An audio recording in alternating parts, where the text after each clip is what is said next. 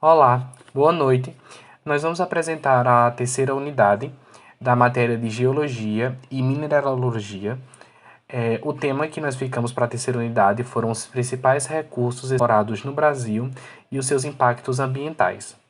Os componentes desse grupo são Fernando Ivan Medeiros de Souza e Victoria Lohane Rodrigues de Lima de Araújo. Bom, nós iremos falar sobre o início dessa exploração no mundo e aqui no Brasil, o que acarretou essa exploração em excesso, que foi os impactos ambientais, soluções para esses impactos ambientais, como é que eu posso reduzir isso, né? Também vamos falar a definição dos minérios e os estados no nosso país que mais produzem minérios. Agora, inicialmente, eu já vou falar aqui como se deu início a essa exploração dos minérios no mundo. Primeiro, a gente tem que pensar que, na realidade, a indústria de mineração é uma força muito importante na economia mundial. Isso porque muitos países de baixa e média renda dependem da mesma para sua estabilidade econômica. E essa exploração se tornou mais evidente a partir da Revolução Industrial, que foi quando a produção em massa se intensificou e a extração dos minérios aumentou ainda mais, para poder abastecer a indústria. E cada vez mais esses minérios foram se tornando indispensáveis, porque eles estavam se tornando muito importantes para a manutenção da atividade industrial. E agora eles passaram a ser utilizados na indústria de automóveis, de cimentos, dos próprios celulares que a gente usa. Algo tão simples, mas que tem sim a presença de minérios. Aqui no Brasil, a exploração desses recursos teve início com fins lucrativos no período colonial, onde era explorado aqui no nosso país o ouro. E a mineração ela representa uma atividade econômica e industrial que notavelmente contribui no desenvolvimento socioeconômico de um país, principalmente do nosso. E isso porque o Brasil ele é um território com uma formação rochosa bem antiga, vamos dizer assim. Por isso que a gente tem uma grande quantidade de minérios e minerais. Um exemplo é que a gente tem uma das maiores reservas de nióbio, em que a gente possui mais de 90% das reservas mundiais aqui. Além de níquel, estânio, ferro, a gente é muito rico em relação a isso. E os principais minérios que são explorados aqui no Brasil é o alumínio, cobre, estânio, ferro, manganês, nióbio, ouro e níquel. Essas 8 substâncias elas vão se destacar porque elas correspondem a 98,6% do valor da produção mineral comercializada aqui. Mas não serão explorados apenas minerais metálicos, mas também os não metálicos. Quando a gente tiver a exploração dos minerais metálicos, a gente vai encontrar eles nas áreas de escudo cristalinos, que a gente tem como exemplo o ferro, o ouro, o cobre, alumínio e por aí vai. E nos não metálicos, no caso, eu já vou encontrar esses minerais nas bacias sedimentares, que no caso eu tenho, por exemplo, o cálcio, o talco, o fosfato, que são os mais conhecidos e os mais utilizados. Sendo que eu tenho que pensar uma coisa. Com a tecnologia, cada vez mais eu vou estar precisando desses minérios para corresponder à minha demanda. Então eu vou precisar buscar e explorar muito mais esses minérios. E com essa exploração em excesso, eu vou acabar gerando impactos no meu ambiente. Antes de entrarmos no tema propriamente dito, nós vamos fazer uma pequena diferenciação do que é minério e do que é mineral. Então, mineral nada mais é do que uma matéria homogênea de composição inorgânica e quimicamente definida, com um corpo sendo ele natural, sólido e cristalino, que foi formado pela interação de processos físico-químicos em ambientes geológicos. Além disso, ele se manifesta naturalmente na crosta terrestre. Já os minérios, eles são agregados de minerais ricos. São agregados, uma conjuntura de minerais ricos em um determinado mineral. ou elemento químico, que depois que é analisado e estudado, percebe-se que é economicamente e tecnologicamente viável para a extração, ou seja, a mineração. E o seu beneficiamento ou a sua exploração, ela pode ser a céu aberto ou ela pode ser subterrânea. Exemplo de minerais, nós temos o quartzo, a pirita, a hematita e outros tantos outros. E também temos os minérios, que é o ouro, a platina e também o cobre. Bom, os recursos minerais do Brasil, assim como toda a sua extensão, a sua fauna, a sua flora, o seu relevo, a sua conjuntura muito plural, com os recursos minerais não seria diferente. Por sua extensão e principalmente devido aos inúmeros ambientes geológicos favoráveis à formação de depósitos minerais, o Brasil, ele geralmente dispõe de um vasto potencial de ocorrência desses recursos nas mais diversas regiões. Os recursos minerais, eles podem ser classificados tecnicamente como, por exemplo, minerais metálicos, não metálicos e também energéticos do ponto de vista de sua presença, que também eles podem ser, nós podemos dividi-los em abundantes, como o ferro, e suficientes, por exemplo, como o urânio, e insuficientes, como seria o exemplo, o caso do cobre. Nós entramos agora no slide que são os estados brasileiros que mais produzem minérios na sua extensão territorial em toneladas. Tem um mapa para representar quais estados seriam esses, e temos eles de uma ordem, que é Minas Gerais, Pará, Goiás, São Paulo, Bahia, Mato Grosso e também Sergipe. Em geral, assim, a mineração é uma atividade que envolve recursos natural que não são renováveis. Ou seja, se eu estou ali tirando aquele ouro, ou eu estou tirando ali aquele estânio, que na verdade nem é o próprio estânio que é tirado, já a gente vai entender isso, eu nunca mais vou poder conseguir colocar aquilo no local, porque precisa de uma atividade natural do nosso planeta para que isso seja gerado novamente. E essas atividades, ela gera impactos que são de diversas escalas, que pode atingir não apenas um local específico, como também causar alterações tipo na biologia, na geomorfologia, na parte hídrica e até mesmo na atmosfera, porque ele é uma coisa que leva a outra.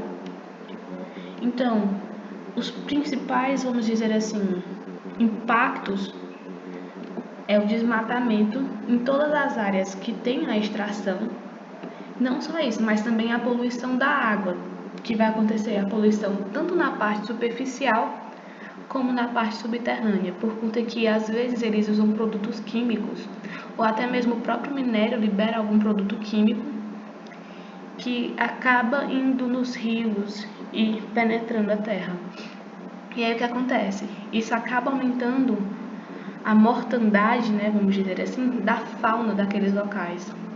E por conta disso, não vai estar poluindo só os recursos hídricos, acaba também fazendo que o solo se torne infértil, ou seja, eu estou atingindo a fauna e a flora do local. É um negócio que é mais complexo do que a gente pensa. E o crescimento dos processos também erosivos, porque pensa aí, eles não vão estar cavando, cada vez mais eles vão aprofundando. E esses processos erosivos acontecem principalmente naquelas minas antigas que foram desativadas e simplesmente esquecidas pela empresa lá. A gente também tem a sedimentação e a poluição dos rios, por quê? Porque muitas vezes o descarte dos dejetos é de forma errada. E é aquilo que acontece, acaba poluindo porque às vezes usa material químico. E nessa exploração toda, a quantidade dos rejeitos acaba sendo superior ao produto que eu tenho o objetivo em adquirir. E aí a contaminação por compostos químicos em destaque, vamos dar em destaque assim para o mercúrio, porque o mercúrio ele acaba dando poluição assim de várias formas, porque às vezes eles queimam o mercúrio, poluindo agora o ar, ou então eles liberam o mercúrio naqueles, naqueles rejeitos de forma errada. E, tipo assim, o mercúrio, ele é um composto que é utilizado para a separação das misturas e a retirada dos minerais. E também ele é utilizado para a catalisação da reação. E aí, depois disso, eles costumam ser descartados de uma forma, assim, totalmente banal, que eles só descartam de qualquer forma. Aí aqui, ó, como eu falei, ó, poluição do ar. E aqui, ó, eu peguei o exemplo daquelas barragens de Minas Gerais, no caso aqui é Brumadinho. Aí você imagina, com isso eu tenho que pensar em soluções, porque ela é uma atividade, no caso a mineração, né, ela é uma atividade que ela é exercida em áreas que estão geralmente distintas dos centros urbanos, logo não tem como ter uma fiscalização tão ácida. Então as empresas meio que nem se preocupam com isso. E aí a gente precisa levar em consideração algumas coisas, alguns pontos, porque eu tenho leis, eu tenho regras, mas não basta eu ter isso só da boca para fora, eu preciso que isso seja cumprido. Então, eu, como solução, eu poderia minimizar a quantidade de resíduos que são gerados, porque se eu estou gerando mais resíduos do que meu produto, talvez eu esteja perdendo dinheiro e isso eu deveria analisar. Também poderia ser uma boa eu racionar o uso da água, porque é muito utilizado água nessas explorações. Eu poderia também diminuir, né, o uso dessas barragens ou achar uma solução de reutilização dessa água. Também poderia usar tecnologia para monitorar melhor essas barragens, que assim eu iria evitar que elas estourassem, entendeu? Então, tem muitas coisas que eu poderia fazer. E agora a gente vai falar sobre os minérios que são mais explorados no Brasil. Um dos recursos naturais mais encontrado, como todos nós já sabemos, no Brasil é o petróleo. O Brasil ele se destaca no cenário mundial em relação às reservas e à exploração de combustíveis fósseis, como por exemplo, o que foi dito agora, o petróleo. A principal área produtora no nosso país é a Bacia de Campos, na plataforma continental do Rio de Janeiro e em seguida nos campos de extração no litoral do Espírito Santo e entre outros. Vale destacar que o Brasil integra a lista dos 20 países com maiores reservas provadas de petróleo do mundo. As reservas provadas se distinguem das reservas prováveis. Isso é possível por terem passado por um minucioso estudo que resultou em dados de engenharia e geológicos que atestaram que essas jazidas poderiam ser utilizadas para a exploração do comércio. No ano de 2020, as reservas nacionais ocupavam, por exemplo, a 15ª colocação e representavam 1% das reservas mundiais. A descoberta, por exemplo, do pré-sal no ano de 2007, ela foi fundamental para alavancar o Brasil no cenário internacional no que diz respeito às reservas provadas de petróleo. O pré-sal, por exemplo, ele abrange 3 grandes bacias petrolíferas na costa brasileira, que são, por exemplo, a bacia do Espírito Santo, de Campos e também as de Santos. Mas, no entanto, a extração do petróleo também traz consigo alguns riscos. Ele é totalmente tóxico e pode causar graves danos ao meio ambiente. Vazamentos de plataformas de perfuração são particularmente perigosos. Tanto os vazamentos quanto as falhas podem ser muito difíceis de combater.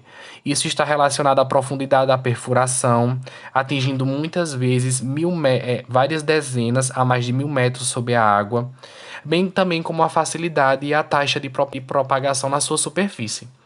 Além disso, que qualquer tipo de derramamento de petróleo nos oceanos é considerado uma catástrofe ambiental. A mancha de petróleo que se propaga no mar, além de contaminar a água, ela mata milhares de seres vivos, como aves, peixes e corais. Bom, o ferro ele é o principal recurso mineral encontrado no Brasil. Ele é extraído principalmente da hematita, da magnetita, limonita e da siderita.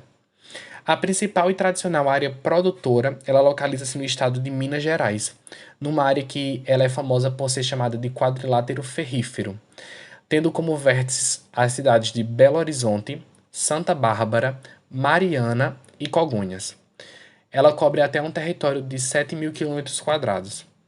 A mais importante jazida de minério de ferro, de alto teor, ela está localizada na Serra dos Carajás, a maior e mais variada província mineralógica brasileira. Ela situa-se próximo da cidade de Marabá e do rio Tocantins, e no estado do Pará. O minério ele é transportado pela estrada de ferro de Carajás até o porto de Itaqui, no Maranhão, de onde é exportado. E cabe ressaltar que o estado do Pará ele é o segundo maior produtor nacional. Atrelado a isso, como o bônus, nós também temos o ônus. Como o Brasil ele é o segundo maior produtor de minério de ferro do mundo, as suas reservas alcançam cerca de 29 bilhões de toneladas. Os principais impactos ambientais que ele causa no nosso país, associados à mineração de ferro, é, por exemplo, a poluição atmosférica, devido ao uso de explosivo das minas que acabam emitindo gases poluentes e até mesmo do seu maquinário, a poluição sonora devido às explosões e o mais grave dentre todos seria uma poluição das águas pela lama gerada e que requer construções de barragens para conter os rejeitos e, consequentemente, evitar a contaminação química dos recursos hídricos e também do solo, o que geraria também um pouco de desmatamento para que essas barragens pudessem ser então construídas. O Brasil, ele possui a maior parte de nióbio disponível no planeta, cerca de 94%, e também é responsável por grande parte da sua comercialização. Por não ter utilização comprovada desse elemento em 1965, o governo ele permitiu que a Companhia Brasileira de Metalurgia e Mineração, em parceria com o governo americano, explorasse as reservas de nióbio encontradas no solo brasileiro. Nos anos seguintes, a CBMM foi comprando a parte que cabia aos americanos e passou a ser a controladora mundial da comercialização do nióbio. Vale dizer que o fato de possuir quase a totalidade da reserva de nióbio disponível não traz grandes responsabilidades, por exemplo, para o governo brasileiro, pois ele é vendido com baixo custo quando comparado a outros metais, a outros recursos, como por exemplo o ouro, que é vendido por quase o dobro, por exemplo, desse valor. Mas também nós temos os problemas do nióbio, que além de degradar o ambiente, a extração de nióbio ela pode ser responsável pela geração de graves problemas, de saúde à população local. Após a infiltração de uma das barragens de rejeitos na década de 1980, houve a contaminação das águas subterrâneas que abasteciam moradores da região da população do bairro do Barreiro. Teve contato com água contaminada durante cerca de 20 anos e os moradores acreditam que desenvolveram problemas de saúde, como doenças renais, neoplasias, devido a esse contato. A contaminação dos recursos hídricos impactou negativamente a população da região do Barreiro, que além de perder suas casas devido ao elevado índice de contaminação da região, também tiveram grande parte da saúde afetada. Em relação a manganês, o Brasil possui apenas 1% da reserva mundial. O manganês ele é um produto que tem se crescido na pauta de exportação nacional. Ele é extraído principalmente da pirolusita. Ele é muito usado, por exemplo, nas siderúrgicas para a produção de aço misturado ao ferro. O manganês é utilizado também de maneira indireta pela indústria, sendo essencial na fabricação de ligas metálicas. O Brasil possui um papel importante na produção desse metal, estando entre os maiores produtores mundiais e detentores de reservas há mais de 100 anos. Estados como Minas Gerais, Pará e Mato Grosso do Sul, eles se destacam na extração desse minério. Hoje existem cerca de 5.000 processos minerários ativos para manganês no Brasil. O manganês ele é um metal abundante que ocorre na forma de mineral. Ele também é importante, ele é um importante elemento para a vida animal e também vegetal. Só que o seu consumo, a exposição é elevada a ele pode causar problemas graves. O excesso de manganês acumulado no fígado e no sistema nervoso central, decorrente das exposições prolongadas por inalação, por exemplo, elas provocam sintomas do tipo de Parkinson, que é uma doença degenerativa.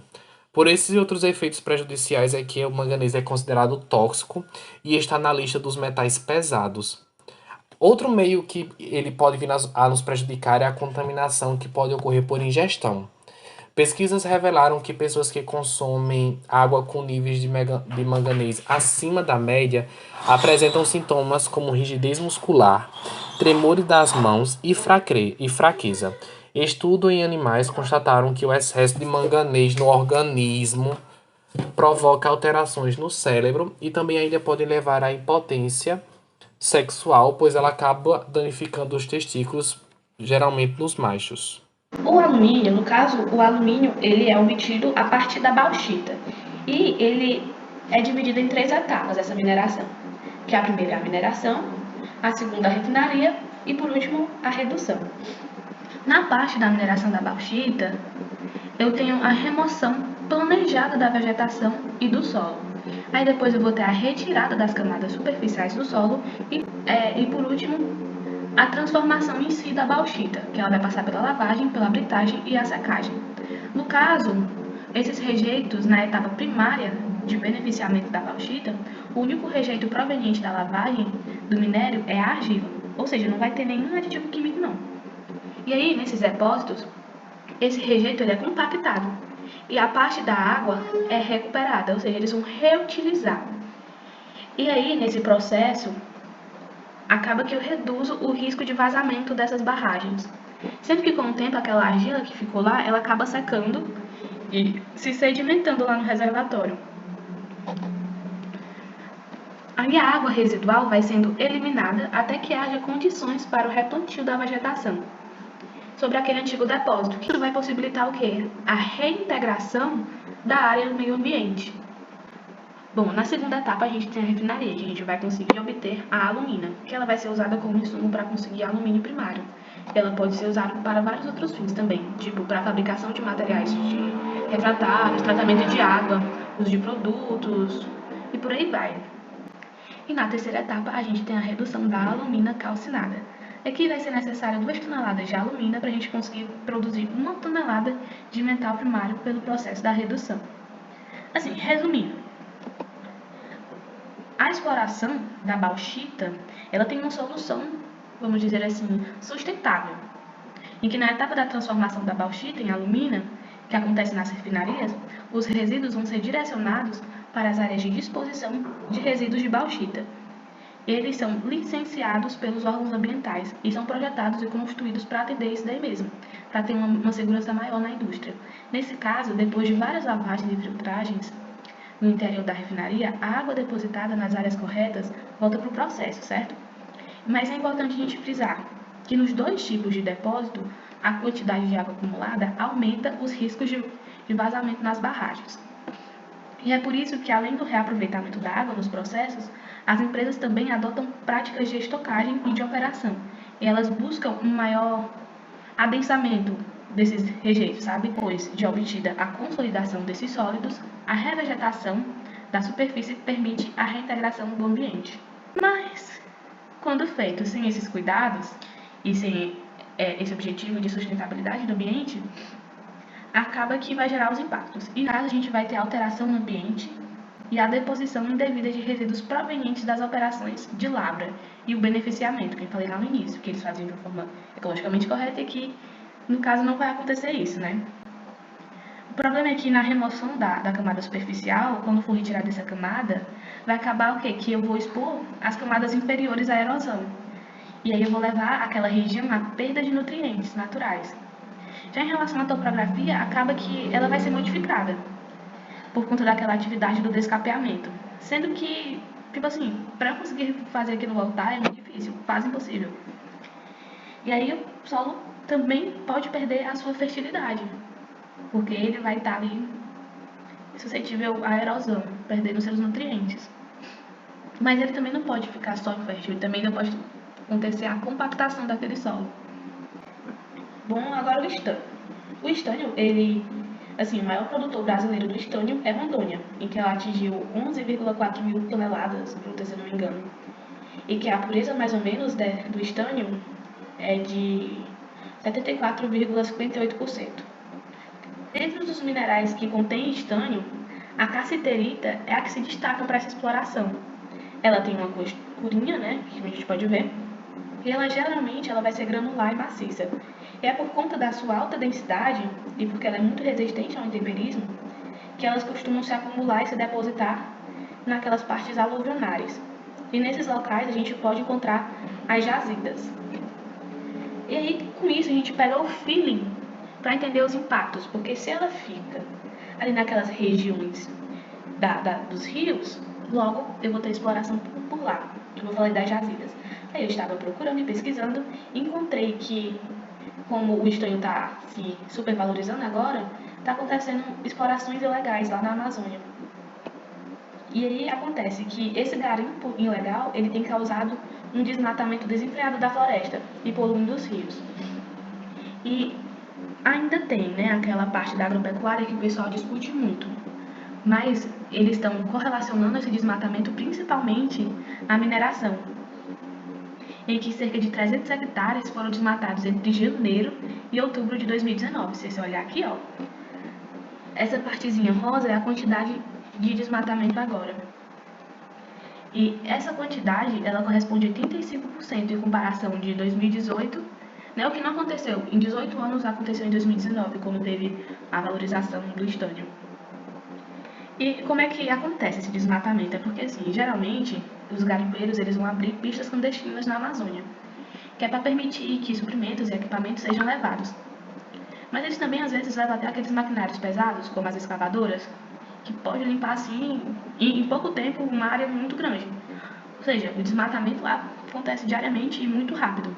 E nisso, a gente também tem que levar em consideração a deterioração da qualidade da água, porque assim, por mais que o minério de estânio seja encontrado em solo rochoso, os mineradores vão querer a parte mais fácil, e como eles ficam no leito dos córregos, nos leitos não, nas margens dos córregos e rios, é claro que eles vão explorar por ali. E quando a floresta e a camada superior do solo são removidas da orla para a extração desse mineral, os solos e os resíduos eles vão correr livre em direção ao rio, entendeu? Quando chove, vão ser levados. Outra coisa também que influencia muito na parte hídrica é que as minas de cassiterita, elas usam águas dos rios vizinhos para a extração hidráulica. E depois eles despejam a água em bacias e barragens de rejeitos próximos. E aí os resíduos de minério de estanho, eles são altamente tóxicos. Então vai ter a poluição do solo, da vegetação, da água, da superfície, né, da água da superfície e ainda do lençol freático, tudo isso por causa do estânio. Aí a gente tem que levar em consideração que na região da Amazônia, a gente tem os peixes-bois lá, a fauna nativa de animais aquáticos é bem grande. E com essa exploração do estânio, que a gente sabe que ele vai gerar resíduos altamente tóxicos, a gente tem que pensar que vai aumentar ainda mais o risco de extinção desses animais. E um deles que estão passando por essa ameaça de extinção é o peixe-boi da Amazônia. Né? É bem triste a gente imaginar que algo que é tão lucrativo, tão importante e necessário pode levar um mal se eu não fizer isso pensando no meu próximo. Por isso que é importante a sustentabilidade. Tem níveis que a gente precisa entender. E é com isso que a gente encerra o nosso trabalho. Muito obrigada pela sua atenção e terminamos com um peixezinho boi.